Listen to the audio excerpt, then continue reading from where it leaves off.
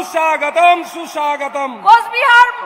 কোচবিহারে মোদিজি স্বাগতম। स्वागतम स्वागतम। রাসমেলা মাঠে মোদিজি সুস্বাগতম। स्वागतम स्वागतम। স্বাগতম স্বাগতম। स्वागतम स्वागतम। মোদিজি স্বাগতম। स्वागतम स्वागतम। কোচবিহার রাসমেলা মাঠে মোদিজি স্বাগতম। स्वागतम स्वागतम। বিজয় সংকল্প যাত্রায় মোদিজি স্বাগতম। স্বাগতম স্বাগতম মোদিজি স্বাগতম। স্বাগতম স্বাগতম কোচবিহারের মাটিতে মোদিজি সুস্বাগতম। সুস্বাগতম সুস্বাগতম কোচবিহারের মোদিজি সুস্বাগতম। সুস্বাগতম স্বাগতম স্বাগতম স্বাগতম। স্বাগতম স্বাগতম ভারত মাতা কি জয় ভারত মাতা কি জয়।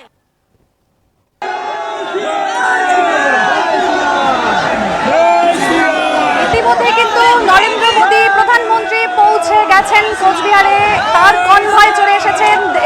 দেখতেই পাচ্ছি, দেখাচ্ছি এই মুহূর্তে সেই ছবি। দেখুন, একেবারে সকাল থেকে যে অপেক্ষা, সারাদিন অর্থাৎ বিকেল 4:10 ঘড়ির কাঁটায় এই মুহূর্তেই কিন্তু সেই কনভয় এবং কনভয় থেকে হাত নাড়াচ্ছেন প্রধানমন্ত্রী নরেন্দ্র মোদী। পৌঁছে গেছেন কোচবিহারে এবং এই এখন সভাস্থলের উদ্দেশ্যে রওনা দিয়েছেন, অর্থাৎ একেবারে সড়ক পথ ধরে চলে যাচ্ছেন সেই রাসমেলার ময়দানে, যেখানটাতে বিজয় সংকল্প সভা মঞ্চ, এবং সেখানের দিকেই কিন্তু তার কনভয় চলছে। এবং দেখুন, দেখাচ্ছি এই মুহূর্তে যে সকাল থেকে যে ছবি, যাকে ঘিরে অর্থাৎ প্রধানমন্ত্রীকে একবার দেখার জন্য কর্মী সমর্থকদের তাদের কি বার্তা দিচ্ছেন, সমস্ত কিছুর যে উৎকণ্ঠা, উদ্বেগ, সমস্ত কিছুই কিন্তু এখন এই মুহূর্তের জন্য একটু যেন স্তীমিত হচ্ছে এবং মানুষ তাদের মনকে যেন শক্ত করছেন যে এই মুহূর্তেই কিছুক্ষণ বাদেই প্রধানমন্ত্রী দাঁড়াবেন সেই সভা মঞ্চে এবং দেশের জন্য বার্তা দেবেন।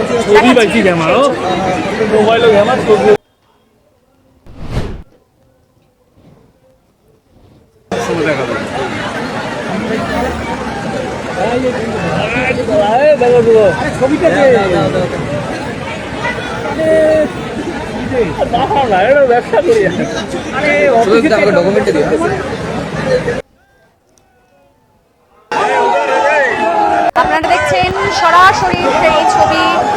প্রধানমন্ত্রী নরেন্দ্র মোদী তিনি তার কনভয় করে এগিয়ে চলছেন, ধীরে ধীরে এগিয়ে যাচ্ছেন এবং সকলের সাথে কিন্তু শুভেচ্ছা বিনিময় হাত নাড়িয়ে করতে ভুলছেন না তিনি, এবং দেখতে দেখতে যাচ্ছেন এবং একেবারে চলে যাবেন এখন সড়ক পথ ধরে রাসমেলার ময়দানে, এবং সেখানে বহু কর্মী সমর্থকেরা রয়েছেন সাধারণ মানুষ, এবং তিনি যাবেন।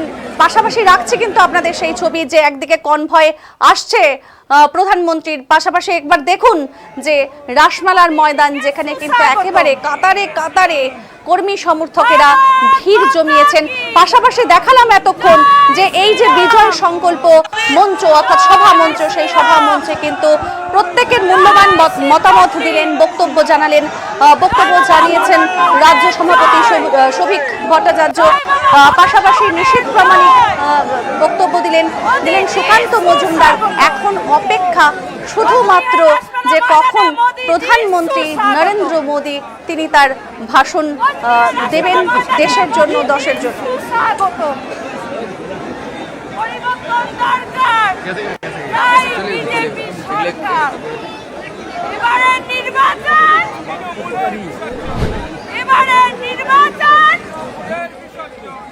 মোদীজি কোচবিহারে সুস্বাগতম। কোচবিহারে মোদীজি সুস্বাগতম। রাসমেলা ময়দানে মোদীজি সুস্বাগতম। কোচবিহার রাসমেলা ময়দানে মোদীজি সুস্বাগতম।